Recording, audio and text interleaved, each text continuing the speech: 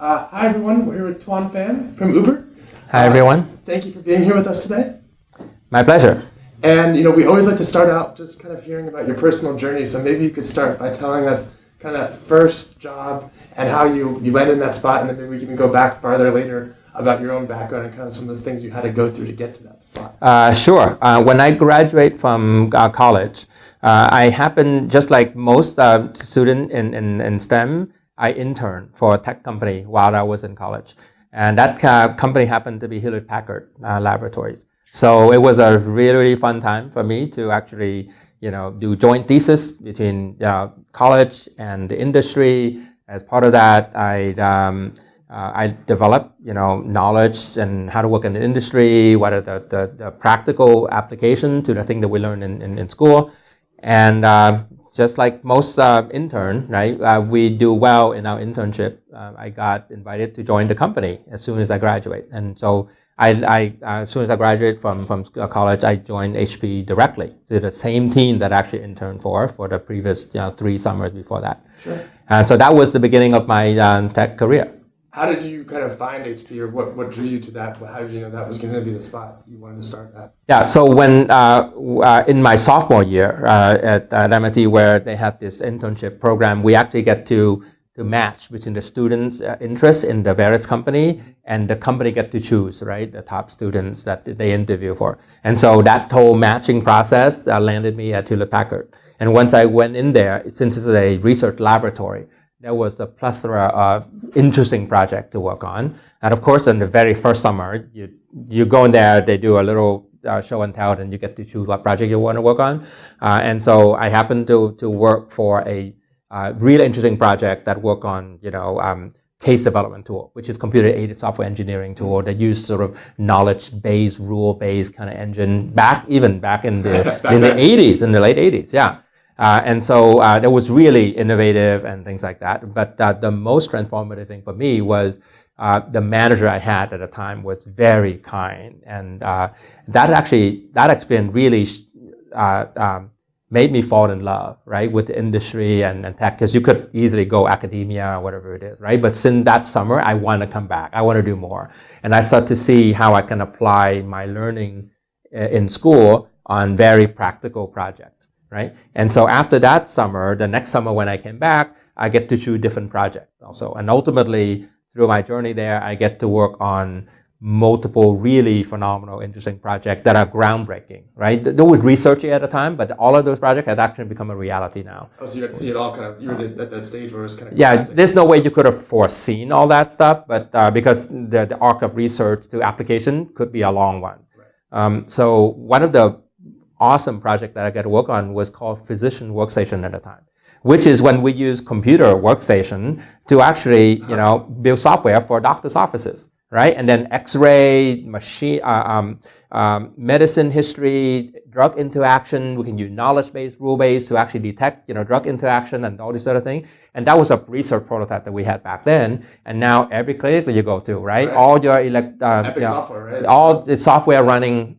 Right, all of the electronic medical records and all that and everything else already. So the stuff that we did in the late 80s, early 90s are now a reality 20 years later, right? So, but that's just such a place in the industry where when you got to work on cutting edge research, it really inspires you into like what software can really do to change the world. And so the more I did those internships, the more I fall in love with the profession.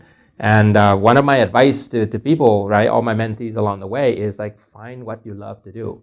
And when you find that passion, you find the purpose, right? And the work become easier because you just love to do it. And the more you do it, the better you at it, right? And the rest of the stuff unfold more naturally, right? There is no way you could have foreseen all these things ahead of time, but you got to find your passion. Well, I think you even mentioned previously that, when you come in different places, you're going to have to work so hard at certain places. Yep. And so if you don't love what you're going to do, if you're just there for, say, the compensation, you're not going to be as successful as That's right. Not. Yeah, if you're there only for compensation, for sort of extrinsic kind of motivators, it won't last very long. Because whatever material thing that you have wear off pretty quickly. You get acclimatized to it very quickly.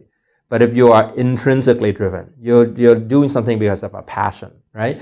You end up, whether you're an athlete or whatever, if you love what, or a musician or a computer scientist or a doctor, if you have that passion and you have to find a reason for that passion, and that allows you to just propel yourself and just focus, and lo and behold, you become world-class good at those things that you're very passionate about, right? A lot easier than if you just do things because of extrinsic motivators. Sure. And now you mentioned about your manager, and that was the key kind of inflection point for you.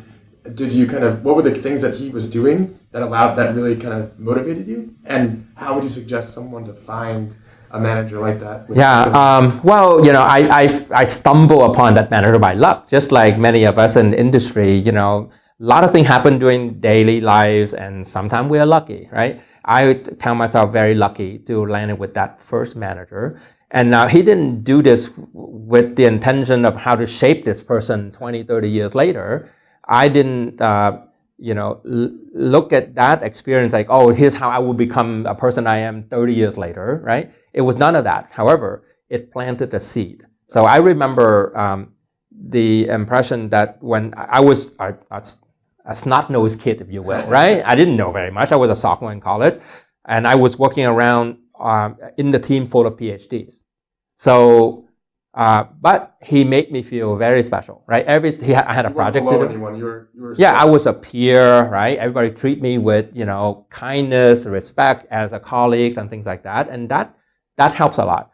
But more importantly, I got my project to do. I had to write a parser for this newfangled language called C++ at the time and all that stuff. So I wrote that at every milestone of that project, he celebrated, right? He basically looked at the demo, he looked at the progress, and he would gather all of my colleagues, right, who are all PhDs around me, and watch a demo, and they give feedback, encouragement, and all this sort of thing. I feel really good about it, right? So that experience, and then, so that was professionally, right? Socially, he did something pretty unique, right?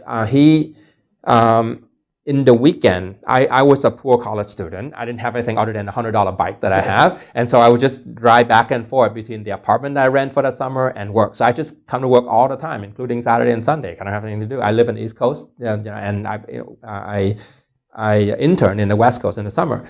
So he saw that. And so, and he's also an avid mountain bike rider and windsurfer. So in the weekend, sometimes he would say, hey, Thuan, let me take you along, right? So when he had his surfing board and he was surfing, I took windsurfing lesson on my own, right? And sometimes he would have 2 mountain bikes, and he and I would ride up the foothill near his home and come back, and then we would have, lunch together or dinner together. And so that has a profound effect on me, because he treated me not only as a colleague, but as a friend.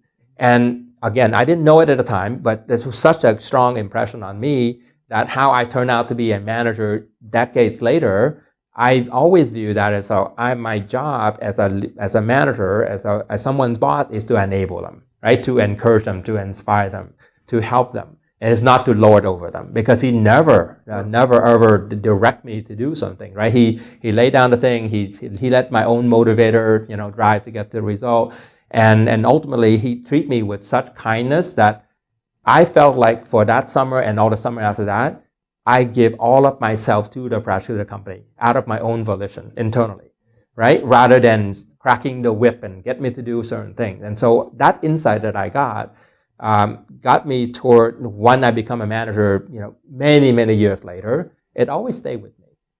And that has become sort of my management style, leadership style, which is more about the servant leadership kind of, principle. Before it was even in vogue, right? Yeah, before it became vogue, right? So that was just how it's almost like when you just hatch as a duckling and you see the mother duck does, and you like it, and that's what you do, right? And I remember how profoundly it affected me, how good I feel having a manager like that.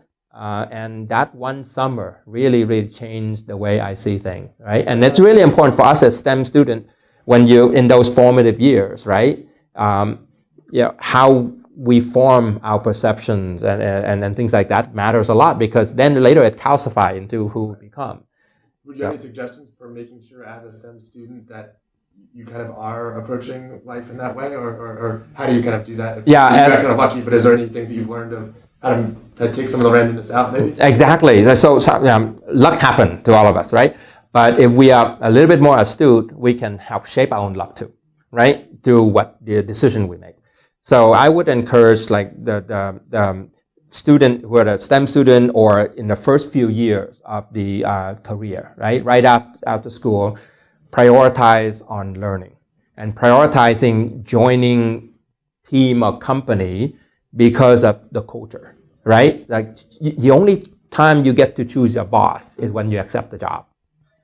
After that, you can get reorged, you can get different boss over there, don't have any choice, right? After that, you have to like learn and navigate and try to succeed despite whatever. Sometimes wins in your sail, sometimes it's, you're going against the wind, right? Whatever the dynamic, you don't have any choice.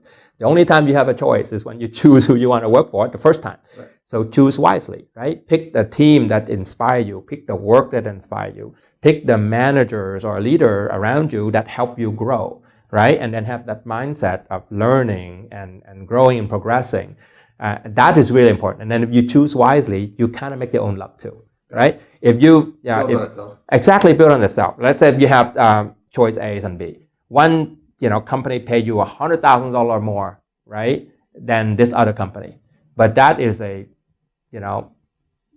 would say a harsh environment, I would say, right? And the other one has a very nurturing kind of environment. What path do you take, right? Do you take the path that gives you the short-term gain of monetary, whatever it is that reward that you want, or the other path that actually nurture your career, develop your career, right? So who you choose to work with, in my view, matters a lot more than how much you get paid and what you get what. In addition to culture, do you also look for like the growth opportunities? So you mentioned that there is it growth as a young person, or is it growth within the company as looking where the company is going, as opposed to if it's a state industry or do you look for growth? It matters a lot how you choose this thing, but it also changes as you progress through your career. In your first, let's say 2-3 years out of school, you're gonna learn and grow no matter what, right? Because you're like a sponge, you're gonna soak in. And so there, when you associate yourself with the right set of colleagues and boss that really help and nurture, accelerate your career, especially in those formative years, that matters a lot, right? And at that point, when you, let's say, a fresh college grad, and you join a startup that allows you to learn a lot of things very, very quickly, or join a more mature company, and so it doesn't matter all that much, because the first 3 years your learning is going to be really super fast anyway, right? And after that, though, then it starts to matter how much headroom a company has, right? So if you let's say if you're somewhere between your 4th and 10th year of your career, right? When you start have some really good skill and you want to hone in, if you belong in a company that has fast growth trajectory, high headroom, right? That allow you to be very agile in navigating your career, switching between teams and projects, every 18 months, 24 months to learn new things and grow, that matters a lot. Versus join a very staid company that you can stay in that role for 3 or 4 or 5 years. Like that would not be a great thing for your early career, right? And then so that was sort of early to mid career. When you become more established, like you have a dozen years of experience under your belt or whatever it is, then you want to pick a company that has like a really tough technical challenge if you're in STEM or whatever, right? For you to really sink in and tackle it and solve really big problem, make really big impact. Because then you have 10 years or so under your belt. You really want to apply all that learning and knowledge to solve something big, right? And disrupt and do sort of thing. So then when you're looking for a job in that stage of your career, it really, really matters, right? What company you choose, right? And in my view, I always put those opportunities well ahead of compensation anyway, right? Because those things, if you make the right decision, the compensation just happen, right? The company you choose will grow and everything is great. If you choose the wrong kind of company, you get stagnant and everything's not so great. And so it's important what you choose and at what stage. You also say you also have fun with all this stuff. So even though it's a really hard challenge, right? Yep. It is also very fun for you to try those things. And I guess on top of the culture component, because oftentimes within universities you're kind of locked away for those 4 years. How would you suggest a student to understand the culture of a company? Say you are in Cambridge, right, and then being able to get out to the Valley or somewhere far away, even internationally. How do you suggest understanding a culture? Well, a really great way is to take advantage of the all the companies nowadays have internship program, right? Get there early. At Uber here, we even took intern who are freshmen, which typically most companies don't, and we do, and we have some stellar, freshmen, and then sometimes they come back, sometimes they don't, right? But the folks who come through will certainly learn a lot about our culture, right, and how we work, and they get a taste of contributing to the impact. And all these things has a really great side effect too. It builds confidence. Not only does it build your resume, which is good, right? When you graduate, you want to have really meaningful internship experience that you can go talk about and things like that. But the real value is actually how it shaped you, right? You get to solve a different set of problems, work with a different set of colleagues that really you learn from and you're inspired by, and then you go to the next company next summer, maybe in a different sector or whatever, and you learn different things, and you expand your circle of connections, if you will, right? If you're really good, people will remember that you're really good, and you have those connections. And so, take advantage of all those years to diversify yourself in terms of your experience, your learning by taking on different internship assignment. Now, I have a different path where that program of internship I had at MIT locked me into one company. And so even within that company, I changed project from summer to summer, right? But if people don't have such a program, then they can certainly go to different companies to diversify their experience, to really learn a lot. Because in all those years, it's about how much you learn, right? So that as you're first coming out of school, we all used to think that, when we graduate, we know a lot. Looking back, we don't know anything at all. At first, that was just the beginning of many, many years, right? And so up to that point, it's all about the learning, right? So in fact, all the college years and maybe up to like 10 years after college, that whole period should be optimized on learning. Really? Yeah. So just always thinking about, I was taking stock every year, am I learning in this job? Am I learning? And that's maybe your signal if you need to move to the next job. Exactly. And that's how I choose to move from job to job. People always ask me, say, oh, looking back at your LinkedIn profile, you did all these great choices. How did you navigate that? And I say, I never had a plan, right? No one could have a plan, right? Do we have a plan? What will happen to you 30 years from now? No, you don't, right? But I have certain principle, which is when I feel like I'm not learning that much anymore in the job, that's when I switch job. So at HP Research Laboratory, I had so much fun for about 4 years because you work on different projects, you publish papers, you go to give talks at conferences. And then after a while, I said, well, if I keep on doing this for another 10 years, well, it'd be more of the same, right? I'm learning a little bit and it become, I'm a part of many portfolio, right? But I really want to have longer lasting impact and learning and stuff like that. So I want my software ultimately to be used by a lot of people. Okay, and that was inspiration. Not just like a research, publish a paper, go give a talk, which is the travel is nice, and especially when you're a kid, right? But free trips, you don't have to work on a bicycle. I know, that's really great. But you have to check yourself, right? Too much of that eventually stifle your learning, right? So when I felt like I was starting to stagnate, that's when I picked myself up and went to Silicon Graphics, right? And tried to build revolutionary software to digitize entertainment, right? Like video on demand and online community gaming and all of these other things that the internet now, we all take it for granted. But back then, before the internet, we actually implemented that, right? In the closed garden, in the garden kind of network. And it was groundbreaking stuff, right? And from that, all the people I know there led me to the next startup that did internet advertising for the internet when the internet was, in its infancy. And then after that, then it became Necravi DoubleClick. And then after that, I went to another startup, right? And then that didn't go anywhere. So sometimes, you make those choices, but even in those detours, that dead end, you learn. You learn from working at a startup of 4 people. The first engineer, 2 engineers that I hired had to come from Craigslist, right? That kind of thing. And so it teaches you the sense of scrappiness, right? And all those learning that accumulated along the way led to my ability to succeed when I entered VMware, right? Which is a small company at the time. And ultimately at Uber. So, everything that we are in terms of in our capability and thing is a culmination of all of our experience and learning, right? And so every time I feel something reached a plateau, if you will, then I ask myself, are there learning opportunities within the company that I continue to change and disrupt myself and learn new things? Or if the answer is no, then I switch company in order to learn new things. So you have to be constantly put yourself in a pretty uncomfortable position, because learning thing is a scary thing, right? New challenges, new people, all that stuff, right? You have to prove yourself over and over again. But if you don't do that, you atrophy pretty quickly. I guess two questions dovetailing off that. Do you have a methodology of where you are conscious of when you're not learning? Or is it an innate feeling? Yeah, when you wake up every day, right, and you get ready for work, and you brush your teeth, and you look at yourself in the mirror, and you say, am I really excited about the day that's coming or the week that's coming, right? Am I having a purpose that this is what I want to do, right, within my job and this and that? So if you have that drive and you can't wait to get off that mirror and go to work, it feels good. There are periods in my career where I don't feel like going to work, right? And if you feel that all the time, whether or not you have a really bad boss or whatever it is, the political environment within your companies, or the work is no longer challenging because you've done it for so long that you kind of can do it cold, if you will, in your sleep. That's what people say. Then you realize that you have to change, right? So it's that nagging feeling that whether or not you have to be a little bit self-aware too. It's like if you're excited all the time, that's good sign.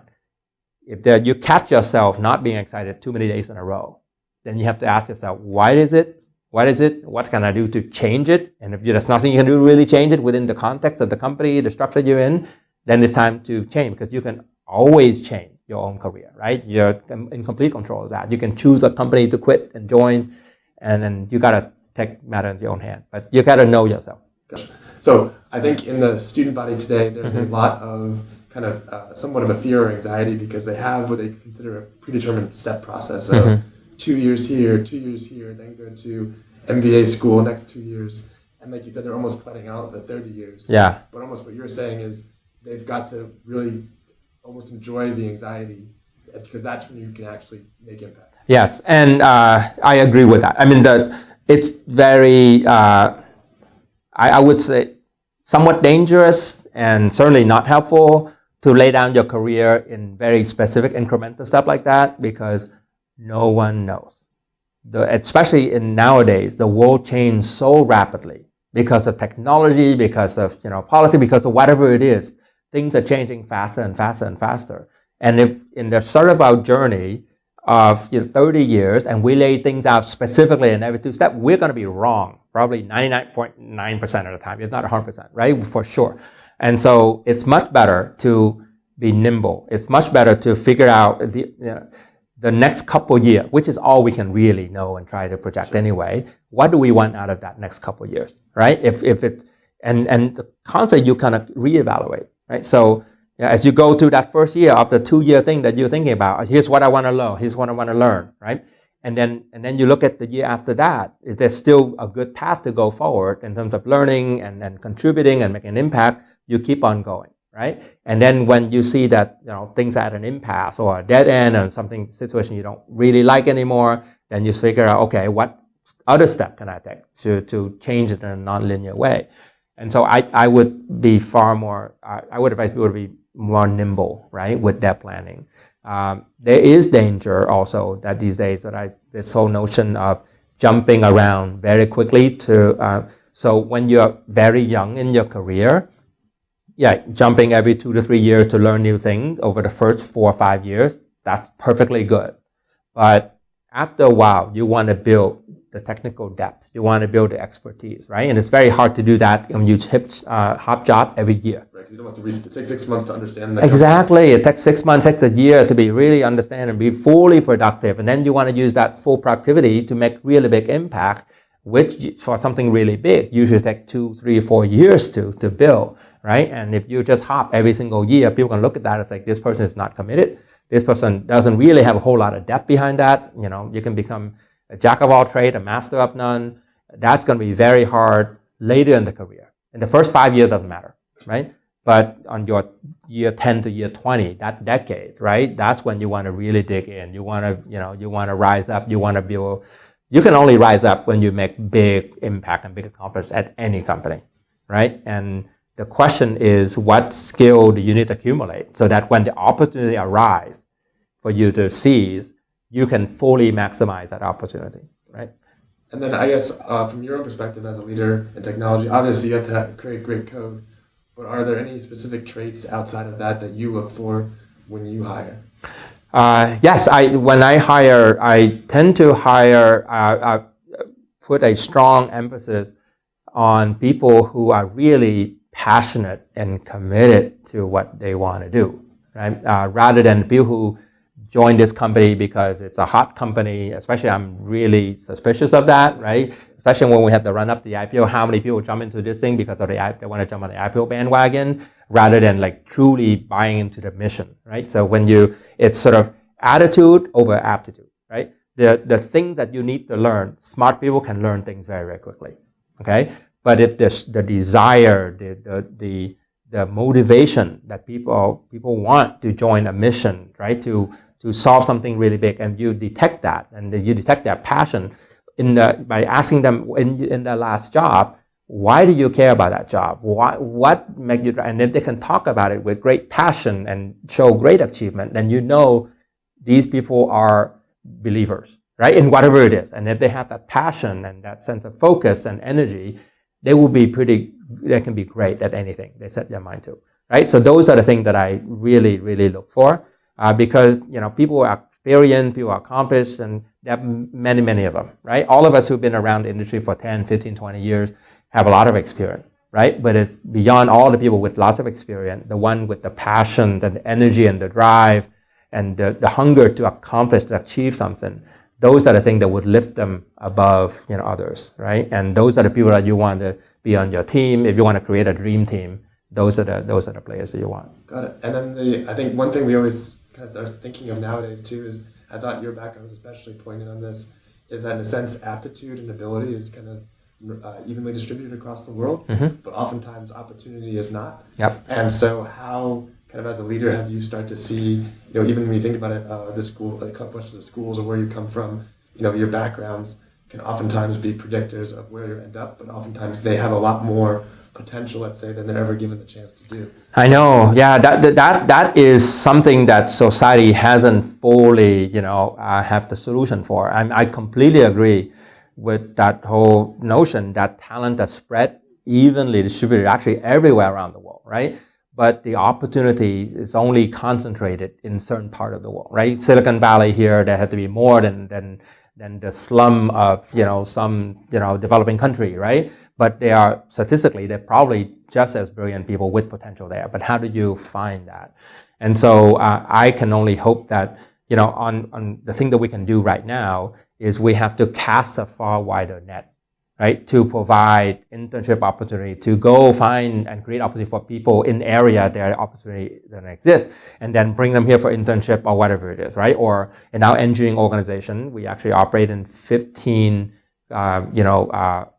global offices, right? And so we bring opportunity to various parts of the world, but it's still not good enough, right? And we hope that, for example, someday technology such as Uber, platform would allow people to have any type of work on demand on the platform. Let's say if you are great in Portuguese, right? And even if you live in Brazil, you can then get online and tutor someone who want to learn Portuguese from some other part of the world and earn an income that way. And so hopefully some concept like that technology will democratize the playing field quite a bit more and bring opportunity to all corners of the world, right? So that allow people who have potential, have talent, to have an opportunity to actually rise up, right? And I actually see YouTube is actually a pretty good example, right? Before YouTube, the stars are made by Hollywood or all these, talent maker thing. And now, you can put yourself on YouTube and you can be, a star. And, I think isn't Justin Bieber coming off of that channel, that type of thing, right? So those are the things that I'm locked in with the pop culture. Well, I have to try to keep up somehow. I have a 13-year-old daughter too, so I'm a little bit aware of some of these things. But I hope that technology, right, like platform like that, would allow talent to actually have opportunity to surface, right? And any talent that you enable anywhere in the world to surface actually will help the world in the long run, right? Because the world will benefit from all those talent, whether it's entertainment or technologies or medicine or whatever it is, and we need to reach them. Great, and maybe you can speak a little bit to the opportunities to a young engineer coming into Uber too, of where you see the opportunity for them. The plug that I have is intern with us. Right, we have a great company with tremendous breadth of technology. Right, we have. Of course, on the mobile technology, you can see things visually from all the apps. On a really cool app, really impactful, application that we use to help change the world, right? That's in terms the of surface, right? That's yeah, just on the surface, exactly.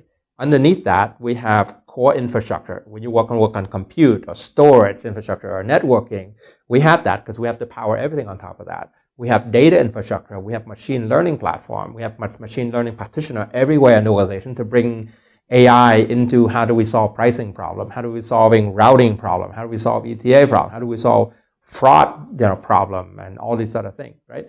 And then we have mappings and routings and payments and risks and safeties and insurance, all kinds of problems that are all technology driven. So our technology stack is incredibly, rich and broad, and for any STEM student to have the desire to sink their teeth into and become, far more knowledgeable in whatever area they touch. So the only plug I have is not only for this company, but for a lot of technology company, for STEM student to just beat their path to their door, right, and just seek this internship. When I was very, very young, even in high school, I had some programming skill, but I had to go open some door and volunteer for free, right, for government agency to write program for them, right? And give me the experience. Actually, it ended up giving, I don't know how much it helped me got into MIT, but a lot of endorsement, a lot of support, those things, right? So, open door for yourself, right? Volunteer if you have to gain those learning experience, and those things will continue to accumulate, right? And then one door will open the next door for you, and the next door. The thing is, we can't plan about all the door for the next 30 years, but we can only open the next door, right? And we have to be a little pushy about creating opportunity for ourselves. Sometimes you can really get lucky to get a really good, well-paying internship. Sometimes you have to volunteer to get that experience that you want. But the key thing is know what you want and know how to sort of navigate to get into that position. And how you'll learn. Yeah, that's the key. right. All those things, optimize on learning when you're young. Well, Thuan, thank you so much for taking the time. It was great to speak with you. Okay, my pleasure.